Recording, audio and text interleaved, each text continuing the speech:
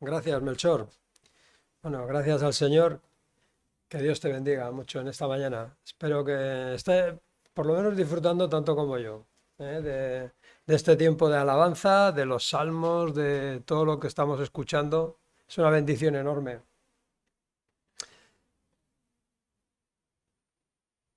Bien, hoy vamos a volver a retomar Génesis. Nos vamos otra vez al primer libro de la Biblia.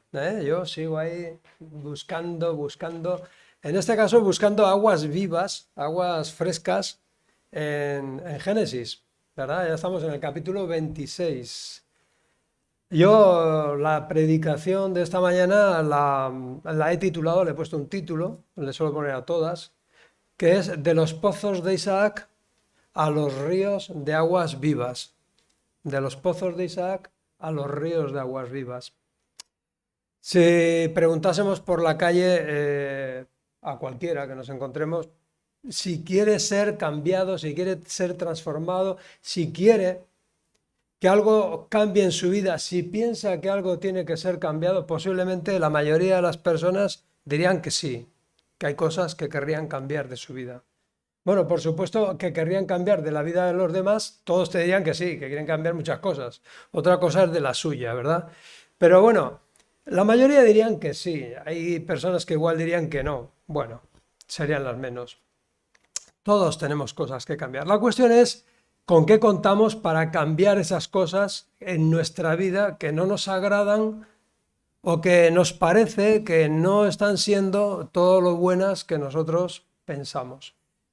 Y ya llevamos dos predicaciones desde que comenzó el año considerando este tema de ser transformados. No estamos hablando de un arreglo superficial, no estamos hablando de arreglar algún problemilla determinado que haya en nuestra vida. No, no. Estamos hablando de una transformación interna a la manera de Dios.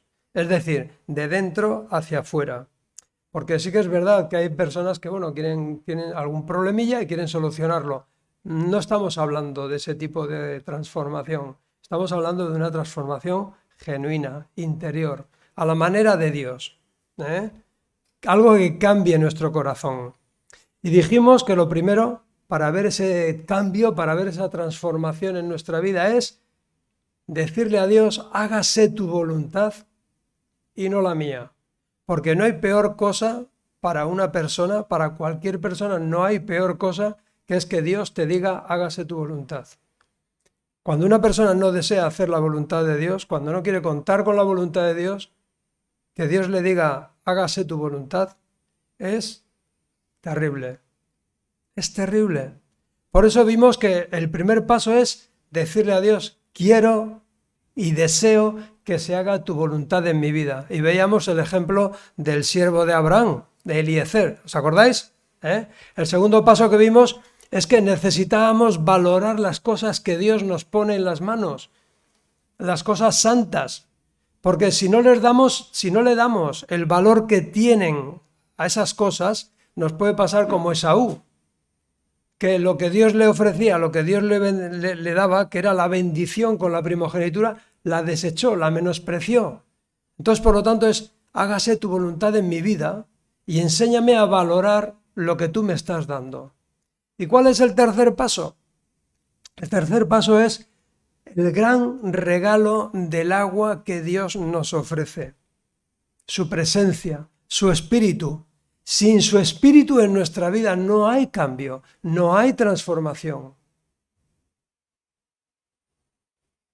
¿Qué es lo que hace que nuestro corazón se incline o se dirija hacia las cosas de Dios? El Espíritu Santo que Él nos da cuando nos convertimos. Si no, nuestro corazón estará vagando para aquí y para allá. Ahora quiero esto, ahora quiero lo otro, ahora quiero de más allá. Pero el Espíritu de Cristo en nuestro corazón hace que ese corazón se dirija precisamente hacia las cosas de Dios, las valore, las desee. Porque dice que el Espíritu, dice el mismo Señor Jesús, dice, Él os guiará a toda la verdad. Lo necesitamos. Y hoy vamos a ver cómo el Señor se refiere a ese Espíritu y lo trata como si fuera aguas vivas, ríos de aguas vivas, manantiales. Estos días, en la escuela de idiomas, me tocaba traducir y contestar un artículo que hacía referencia a las redes sociales. Es curiosísimo, porque es una encuesta que se hizo entre miles de personas donde se detectaba que muchas o una gran mayoría de personas que cuelgan fotos, fotos, vídeos, cosas de estas, acerca de su vida, en un porcentaje altísimo, más del 80% son falsos. Son falsos. O sea, y este artículo me llamaba la atención, decía que la mayoría de los hombres entre 20 y 40 años son los que más mienten. Y acababa diciendo el artículo acababa diciendo, cuando veas un vídeo, cuando veas una foto de alguien conocido tuyo, que está quizás en un banquete, que está en una fiesta, que está qué sé yo qué, dice, párate, terminaba así el artículo, dice, párate y piensa, porque igual está como tú, sentado en el sofá y aburrido como una ostra. Por lo tanto, la gente tiene una vida como idílica y falsa en las redes, pero que realmente, pues no es lo que realmente está viviendo. Al final del artículo, preguntaba el ejercicio, me preguntaba a mí, ¿cuándo fue tu último weekend, cuándo fue tu último fin de semana excitante? Y yo he contestado, ¿qué es para ti un fin de semana excitante? ¿Qué es para ti un fin de semana alegre? Y preguntaba, quizás, yo le decía, quizás para ti mi alegría, mi gozo, mi excitación no sean ni tu alegría, ni tu gozo, ni tu excitación.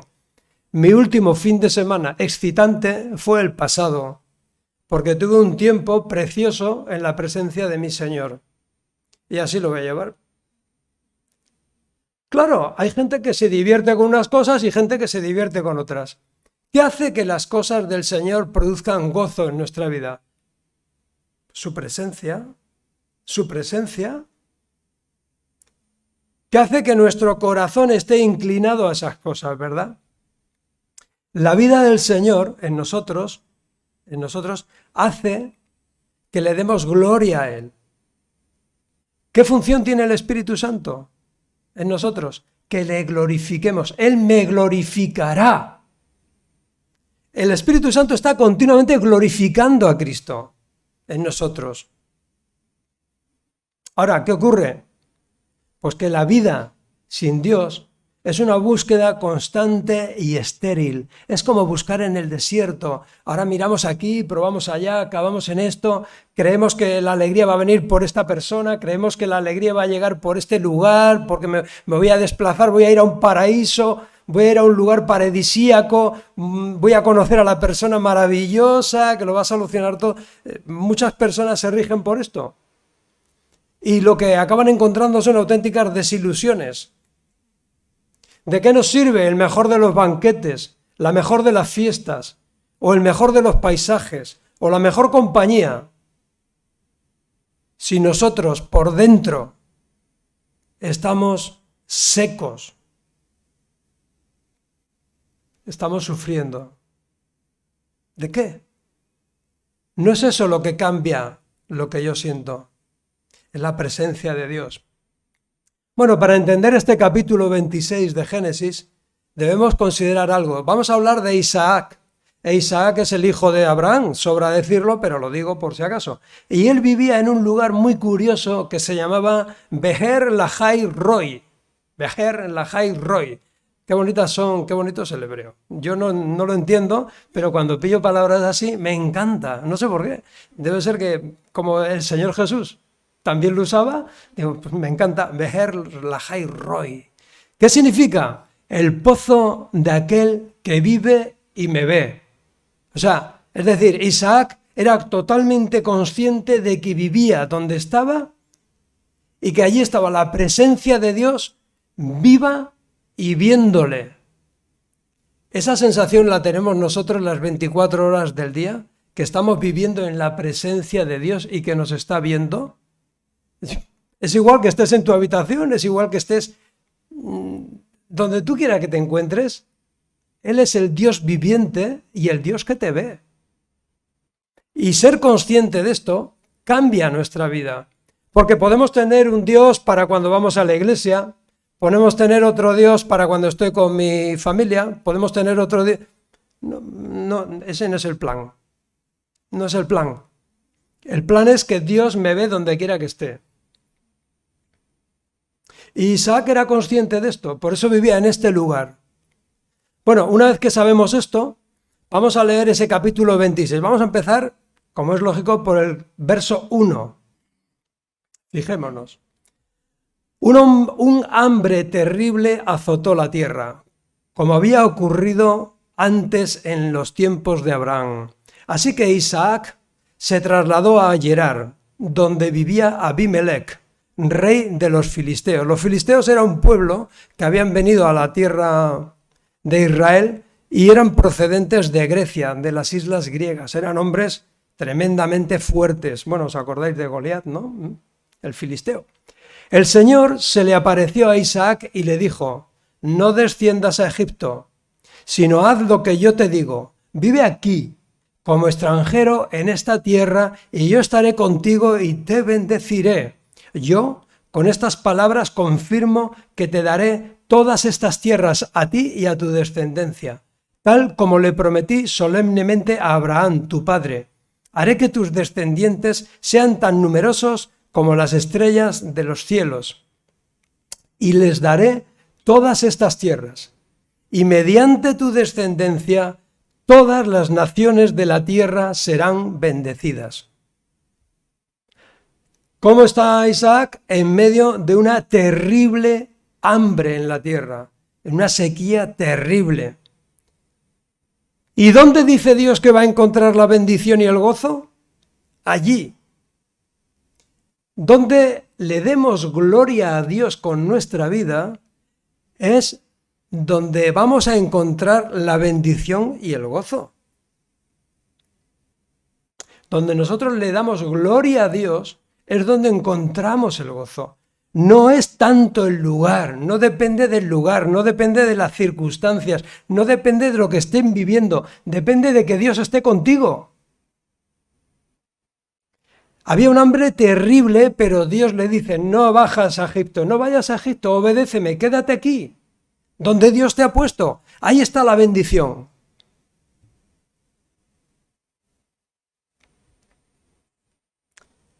Y termina diciendo, el Señor le dice a Isaac, le dice lo siguiente, y presta atención. Yo haré esto porque, cuando en la Biblia encontramos la palabra ¿por qué?, despierta, porque te va a explicar Dios algo. O sea, dice, yo voy a hacer esto y te va a explicar por qué lo va a hacer. Y dice, yo haré esto porque Abraham me escuchó, obedeció todos mis requisitos, mis mandatos, mis decretos e instrucciones. Entonces Isaac se quedó en Gerar. Es bueno tener ejemplos de personas que son espiritualmente sanas, maduras. Qué bueno es, ¿verdad? Él tenía un ejemplo en su padre. Bueno, un hombre de fe. Hay personas que tenemos una enorme bendición cuando tenemos padres a los cuales imitar. También es cierto que hay personas que ya no cuentan con esa bendición, pero es una bendición enorme. Pero si no tienes esas personas, igual no tienes un padre físico, igual, busca personas de fe, personas maduras, que sean un ejemplo para ti. Mira, la Biblia dice lo siguiente en Hebreos 13:7. Dice, considera la conducta de tus líderes, considera lo que hacen tus pastores, considera lo que hace tu líder, cómo vive, y qué más tienes que hacer, imitarle. No, tienes que imitar su fe, no lo que él hace. Tienes que imitar la fe de tu líder y considerar su conducta, cómo vive. Hay personas que se buscan líderes que son virtuales. Volvemos a las redes. Es que estamos en el tiempo de las redes. Personas que siguen, oye, eso también es maravilloso, ¿no? Dicen, es que tiene, no sé, 33.000 seguidores, 22.000 seguidores, 392.000 seguidores. Dice, pero ¿seguidores de quién? ¿De qué? ¿Sabes cómo vive? ¿Sabes cómo actúa con su mujer? ¿Sabes cómo actúa con sus hijos? ¿Sabes cómo trata a sus amigos? ¿Sabes cómo trata a su novia? ¿Sabes cómo trata a su novio? ¿No lo sabes? ¿Por qué lo sigues? O sea, ¿te has vuelto seguidor de quién? No, la palabra nos dice, considerar la conducta, considerar cómo viven vuestros líderes, cómo viven, cómo actúan, e imitad su fe. No imites cómo viven, no te vistas como ellos, no hagas todo exactamente como ellos, sino imita su fe, si es que la tienen, si es que la manifiestan. Vemos cómo la Biblia nos pone en nuestro sitio. ¿A quién estás siguiendo? En las redes. El Señor Jesús también dijo algo que es, por supuesto, importantísimo considerar. Dice, cuando hablaban los fariseos, los religiosos, decía, hacer lo que ellos dicen, pero no hagáis lo que ellos hacen. O sea, cuidado con los líderes, cuidado con los líderes.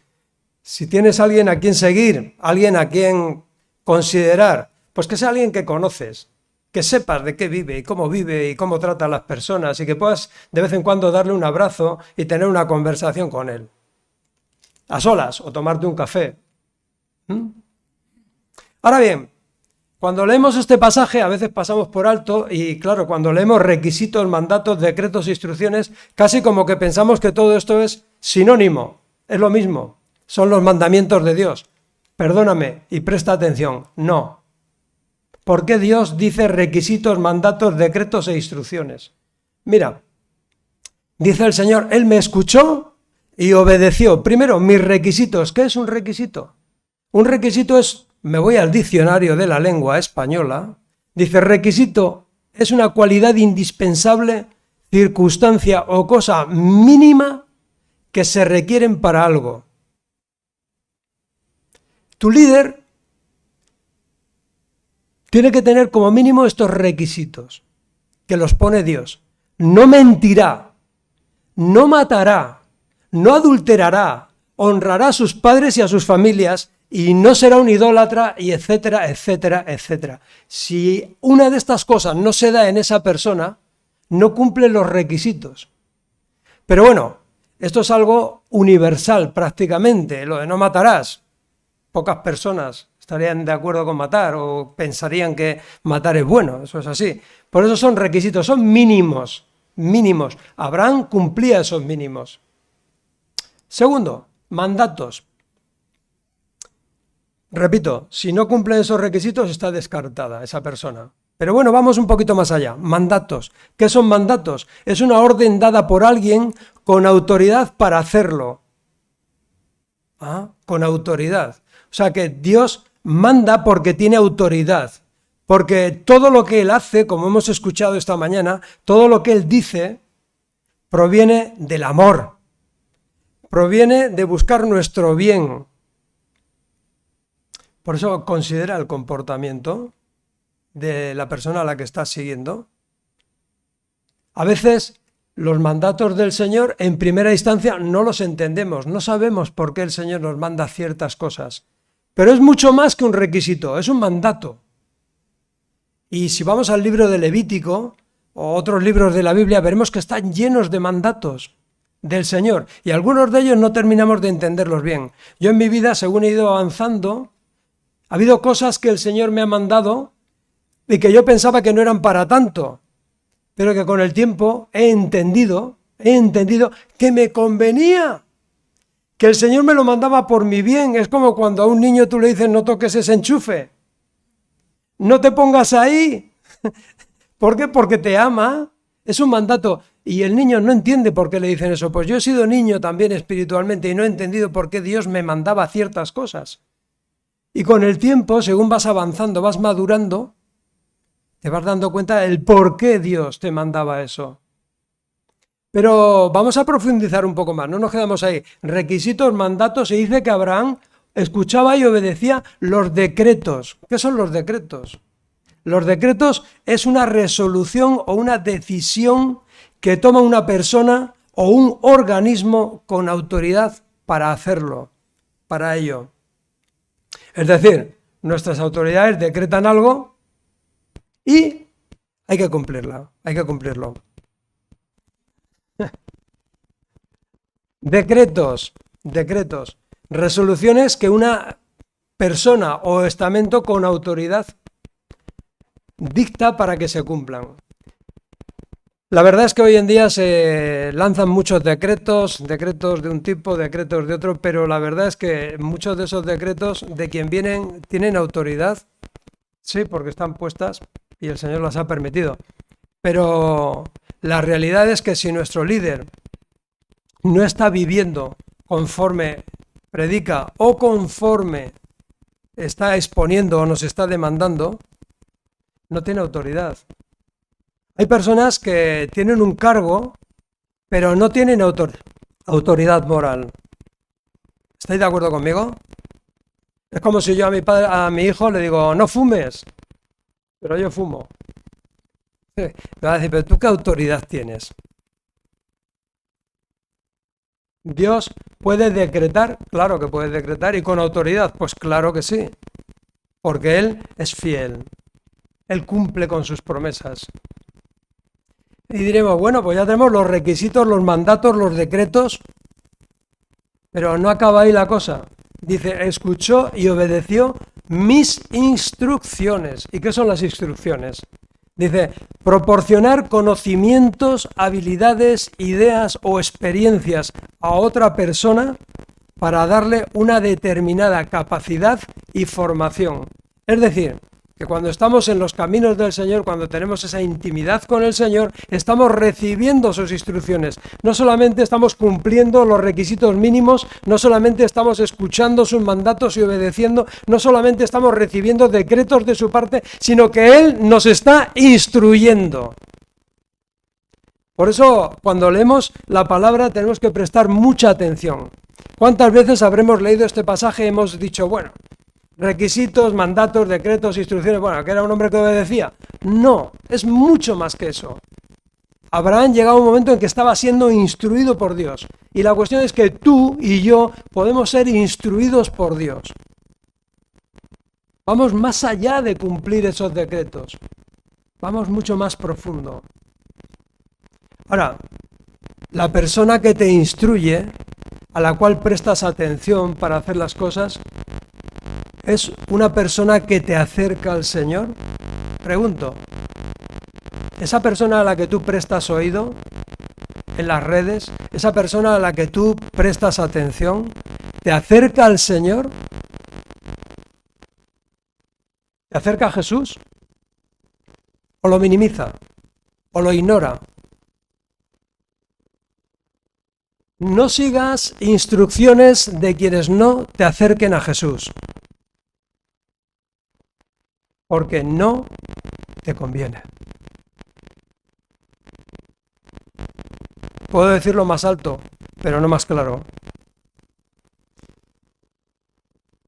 La Biblia nunca dijo que... Yo cuando leo la Biblia no me acerco a ella pensando que voy a encontrar ahí que me dice, qué bueno eres, Andrés. ¿Cuánto te mereces el amor de Dios? Andrés, eres la última Coca-Cola del desierto. No, la Biblia me dice lo bueno que es Dios.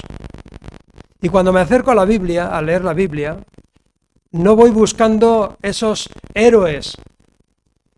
No, voy buscando lo que me dice acerca de lo bueno que es Dios, de lo bueno que es mi Padre, no lo bueno que soy yo. Y vemos como Isaac cae en un errorcillo, que es decir que Rebeca no es su esposa, es su hermana. En parte era verdad, era medio hermana. Pero bueno, él tenía que ganar tiempo porque se enfrenta en un lugar donde está lleno de filisteos y él dice que es su hermana. Abimelech lo descubre y le dice, ¿por qué has hecho eso, hombre? ¿Podríamos haber pecado? Bueno, el caso es que Dios lo protege y lo saca de ese lío, lo saca. Vamos a saltar al verso 12, por ir adelantando. Verso 12, cuando Isaac sembró sus cultivos ese año, vaya hombre, en semejante sequedad, en semejante hambruna Isaac, lo único que se le ocurre es sembrar. ¿Pero qué piensas recoger, Isaac? ¿No has visto cómo estamos todos, que no tenemos una espiga de trigo? ¿Dónde va sembrando? Bueno, pues fíjate, verso 12. Cuando Isaac sembró sus cultivos ese año, cosechó 100 veces más grano del que había plantado. ¿Por qué? Otra vez la palabra ¿por qué? La explicación. ¿Por qué? Porque Dios, el Señor, lo bendijo. De manera que se hizo muy rico y su riqueza siguió aumentando. Adquirió tantos rebaños, de ovejas y de cabras, manadas de ganado, de siervos, que los filisteos comenzaron a tenerle envidia. Vaya hombre. Así que los filisteos taparon con tierra todos los pozos de Isaac. Eran los pozos que habían cavado los siervos de su padre Abraham. ¿Cuál era la prioridad de Isaac? ¿Hacerse rico? No, la prioridad de Isaac era quedarse allí para darle gloria a Dios. ¿Cuál es mi prioridad en la vida? ¿Hacerme rico? Y cuando digo rico quiero decir vivir en abundancia o darle gloria a Dios, donde Él me ha puesto. Porque esta pregunta, si nos la hacemos y somos sinceros, nos va a posicionar en nuestro lugar. Él no tenía como prioridad hacerse rico. ¿Y qué pasó? Que Dios lo enriqueció. En un año de sequía, en un año de hambre, en un año donde nadie daba garantía de comer, Él encuentra 100% de fruto. Pero ¿qué ocurre? Que cuando esto es así, cuando una persona es bendecida y cuando bendice, ¿qué se levanta alrededor? Envidias. ¿Y qué hacen? Tapan los pozos. Es decir, lo del perro aquel que decía que ni come ni dejaba comer. La envidia es así. La envidia ni come ni deja que otros coman. Y cuando tú estás bendiciendo donde quiera que te estás moviendo, cuando tú estás trayendo bendición, va a haber quien se levante por envidia para tapar esa bendición tuya. A que no sigas bendiciendo. Y dices, hombre, no sé, mira, el mismo Señor Jesús cuando liberó a aquellos gadarenos endemoniados y se fueron a parar a un hato de cerdos, toda la población acudió y le dijo, vete de aquí. Y era el Señor Jesús, vete de aquí, no te queremos entre nosotros. Ellos no podían circular, no podían caminar, tenían miedo de aquellos endemoniados, y cuando el Señor Jesús los libera y se vuelven dóciles, resulta que se acerca a todo el pueblo y dice, no te queremos aquí. Como a Isaac. Por último, Abimelech, verso 16, por último Abimelech ordenó a Isaac que se fuera de la región. Vete a algún otro lugar, le dijo, porque te has hecho demasiado poderoso para nosotros. Así que Isaac se mudó al valle de Gerar y allí armó sus carpas y se estableció. También reabrió los pozos de su padre Abraham había cavado, porque los filisteos los habían cegado, los habían tapado después de su muerte, y les puso nuevamente los nombres que Abraham les había dado. Los siervos de Isaac también cavaron en el valle de Gerar y descubrieron un pozo de agua fresca. Allí, o como dice Reina Valera, hallaron allí un pozo de aguas vivas. Pero después los pastores de Gerar llegaron y reclamaron el manantial. Este agua es nuestra, dijeron ellos, y discutieron sobre el pozo con los pastores de Isaac. Por eso Isaac llamó a aquel lugar aquel pozo Esek. ¿Qué significa? Disputa. ¿Quién había cavado los pozos? Los siervos. ¿Qué hicieron ellos cuando vieron los pozos de agua viva? No, esto nos pertenece. Te va a pasar. Te va a pasar.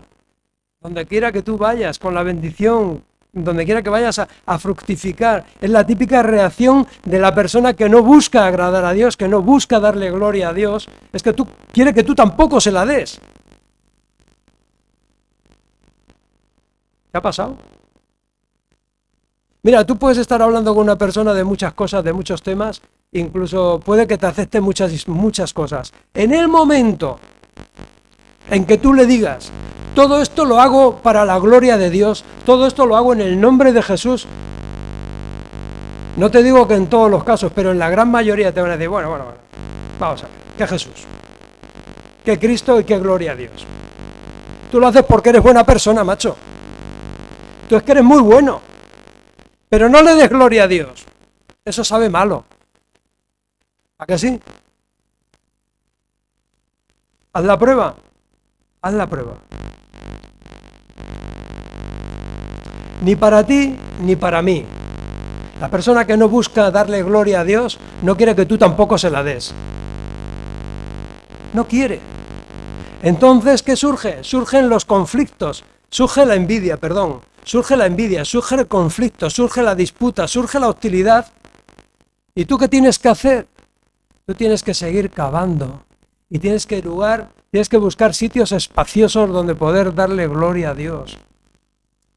Tú tienes que rodearte de personas que quieren darle gloria a Dios y caminar dándole gloria a Dios.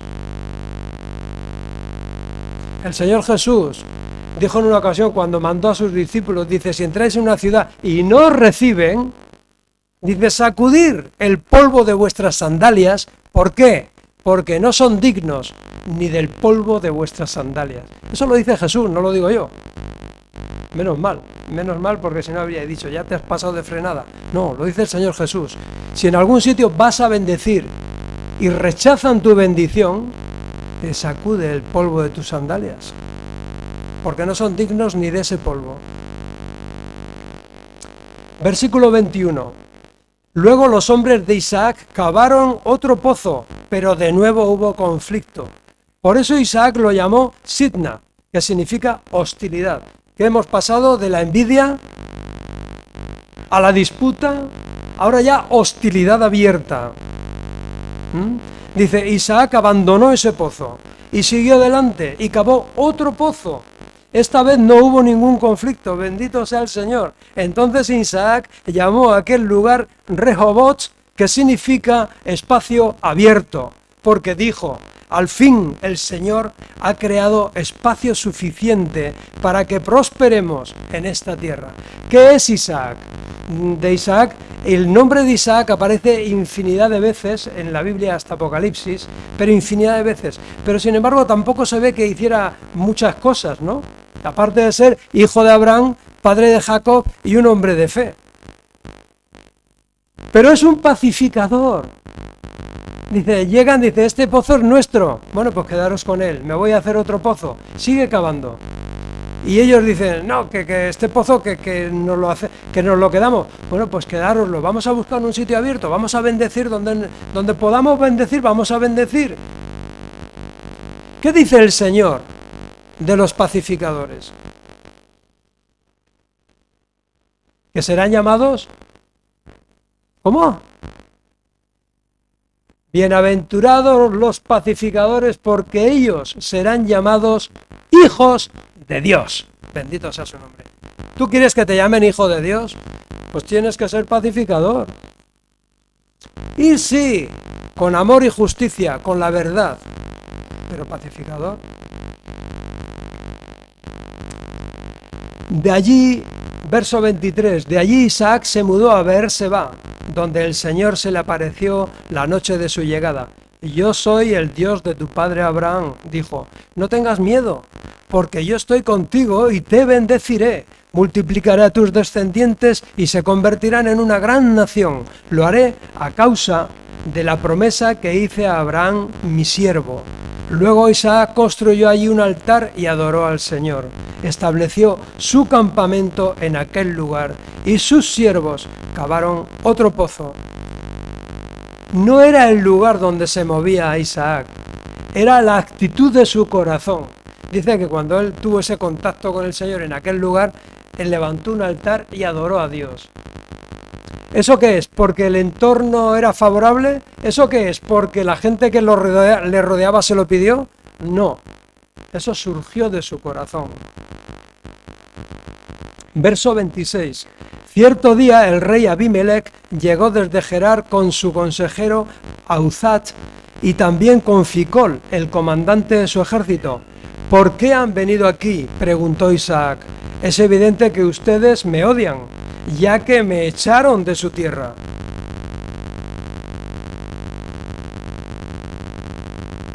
¿Qué dice Abimelech? Bueno, podemos ver claramente que el Señor está contigo. ¿Pueden ver las personas que te rodean que Dios está contigo? Porque eres una persona pacificadora, porque eres una persona que adora a Dios, porque eres una persona que le da gloria a Dios.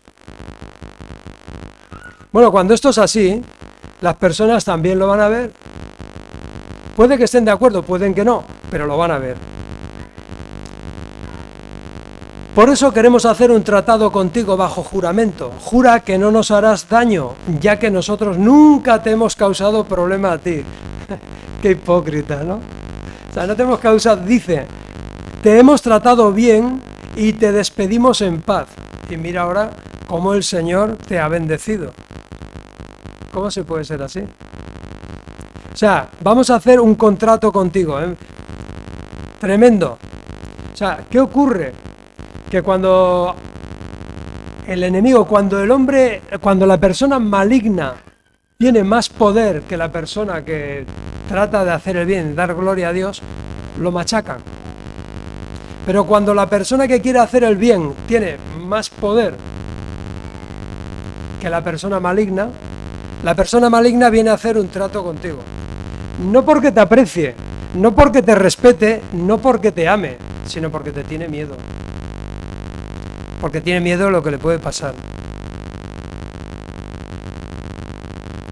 Esto pasa en todos los órdenes de la vida. Cuando un país grande tiene mucha capacidad y otro más pequeño le tiene envidia, quiere conflicto, pero ve la capacidad que tiene, no se mete con él. Cuando ese país toma más volumen o toma más capacidad, entonces que tenga cuidado el que quiere hacer el bien. Que tenga cuidado. Por eso estos son tratados de intereses. Es decir, Dios te está bendiciendo, eres muy poderoso, más que nosotros. Bueno, ¿por qué no hacemos un trato? Te hemos tratado bien siempre. Mentira. No me has tratado bien.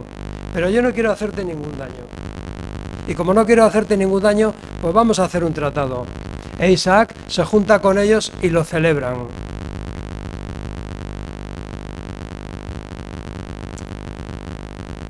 Pero bueno, hace el tratado, él puede seguir abriendo pozos, puede seguir viviendo, y los que le rodean, en el momento en que puedan, irán a por él.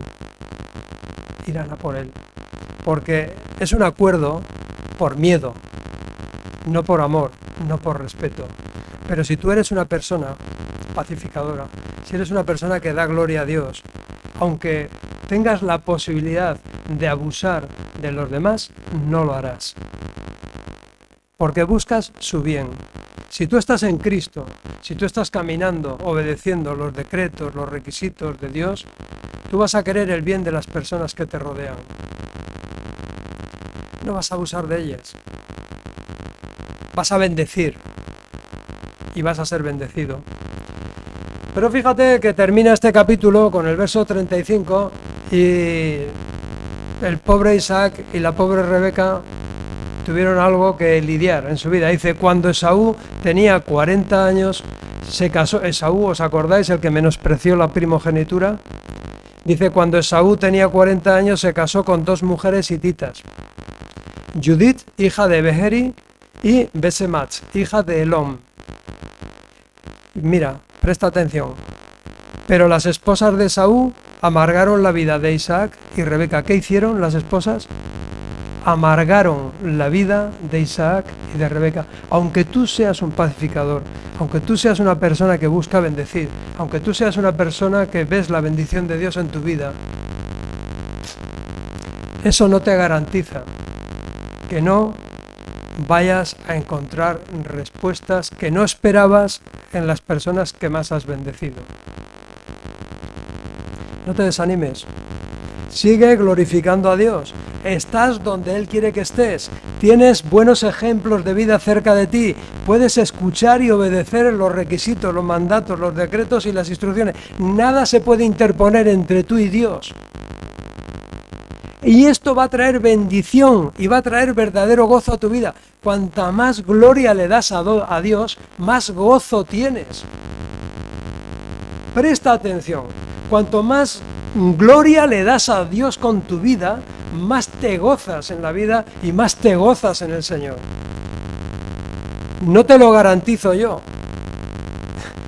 Si te lo garantizara yo, dirías, bueno, Andrés, vale, bien, hala, palmadita. No. Fíjate lo que dice Cristo, y estamos acabando. Fíjate lo que dice Cristo en Juan capítulo 7, en el 37. Jesús garantiza el agua viva.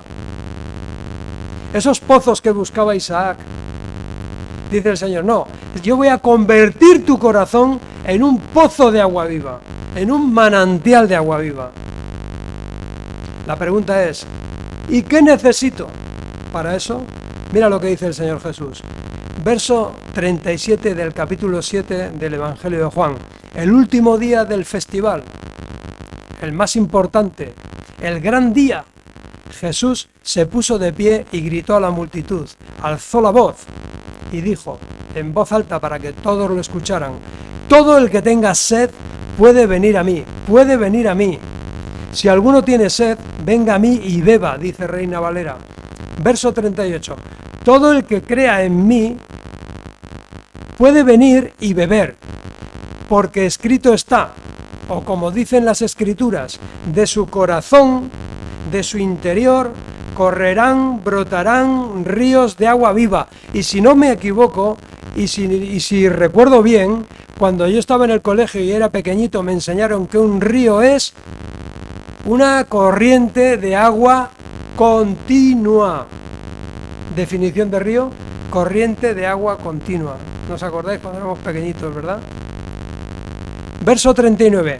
Con la expresión agua viva se refería al Espíritu Santo, el Espíritu de Cristo, el cual se le daría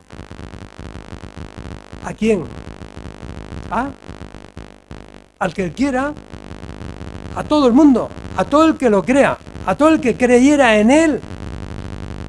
Entonces, si hay una persona aquí, si hay alguien que todavía no ha recibido el Espíritu Santo, todavía no ha creído en Cristo, en las palabras de Cristo, a tiempo está de decir: yo deseo tener el Espíritu de Cristo en mi corazón, deseo tener esas aguas vivas. Sea cual sea la circunstancia, si estamos siendo ese tipo de persona del cual fluye esa gracia, vamos a bendecir a quienes nos rodean. Mira, no esperes a estar en la condición de merecer este favor. O sea, nadie merece el Espíritu de Cristo. Nadie hace méritos suficientes para tenerlo. Nadie. Es imposible, nunca sabrás si has hecho lo suficiente para merecer el favor de Cristo. Pero la gracia de Dios, la gracia de Cristo, se adelantó.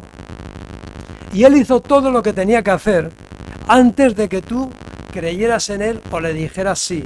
Antes de que abrieras su corazón a Él, Él ya se adelantó, Él ya proveyó, Él ya entregó a su Hijo Jesús. Por hacer una breve mención de lo que era esta fiesta, ¿no? ¿Dónde se encuentra Jesús?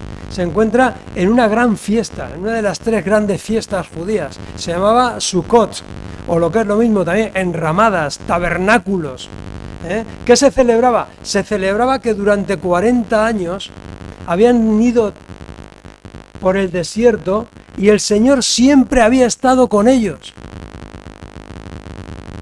Entonces hoy en día en algunos países anglosajones se celebra el Día de Acción de Gracias. Se suele celebrar a finales de septiembre, o lo que se llama el Thanksgiving. Entonces es sumamente importante que entendamos dónde estaba. El Sukkot no eran sacrificios por el pecado. En el Sukkot, en esta fiesta donde está Jesús, no se hacen sacrificios por el pecado. Se hacen acciones y expresiones de gratitud y adoración por la presencia de Dios en medio de ellos. El Sukkot no es por el pecado, no se hacen sacrificios por los pecados. Son expresiones de alegría, de gozo. ¿Por qué? Porque Dios está en medio de ellos. Y el último día, uno de los sacerdotes se levantaba y cogía con un cuenco de oro, cogía agua del estanque de Siloé y lo rociaba a los pies del altar, como libación, como entrega, como símbolo de alegría. Y dice en la Misná, dice, nunca habrás visto, si nunca has visto esta ceremonia, nunca has visto lo que es verdadero gozo. Nunca habrás visto lo que es verdadero gozo. Así lo expresaban los judíos. Si nunca has estado en esta ceremonia de Sukkot, en el derramamiento del agua, nunca habrás visto lo que es verdadero gozo. Y yo creo sinceramente que para ser transformados necesitamos experimentar el gozo de tener el Espíritu de Cristo en nuestra vida. Nosotros no estamos aquí porque estemos haciendo un sacrificio por nuestros pecados. El sacrificio lo hizo Cristo. Nosotros estamos aquí porque le agradecemos lo que Él ha hecho por nosotros y como expresión de agradecimiento.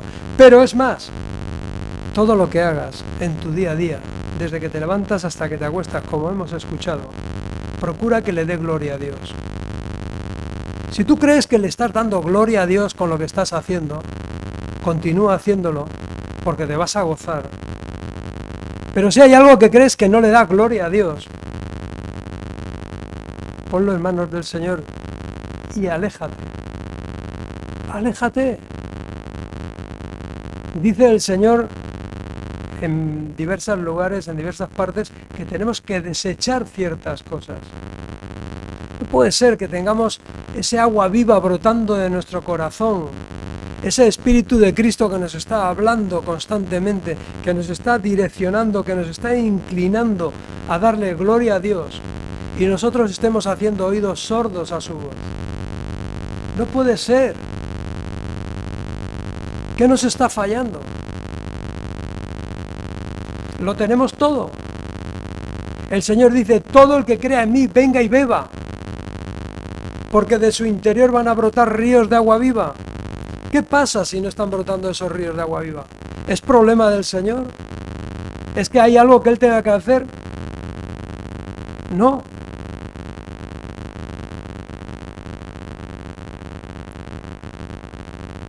Lo que sí te invito es a que, sea cual sea tu situación, donde te encuentres, no se trata del lugar, no se trata de las personas que te rodean.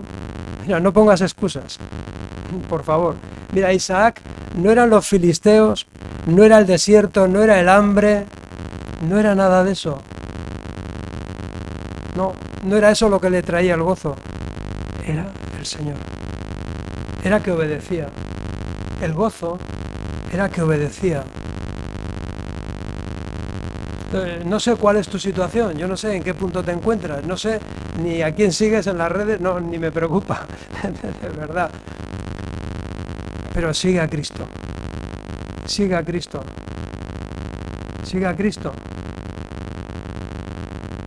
Porque esa es la única manera de que realmente Él establezca su trono en nuestro corazón y que de Él puedan brotar ríos de agua viva.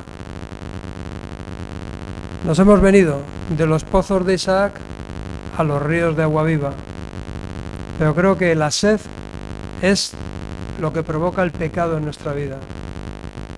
Sed espiritual que solamente puede saciar Cristo. Solo. Busca esa alegría, busca ese gozo del Señor, porque Él lo garantiza. Amén. Que el Señor nos bendiga. Vamos a tener una oración. Bueno, había una canción, ¿no? Pero bueno, no.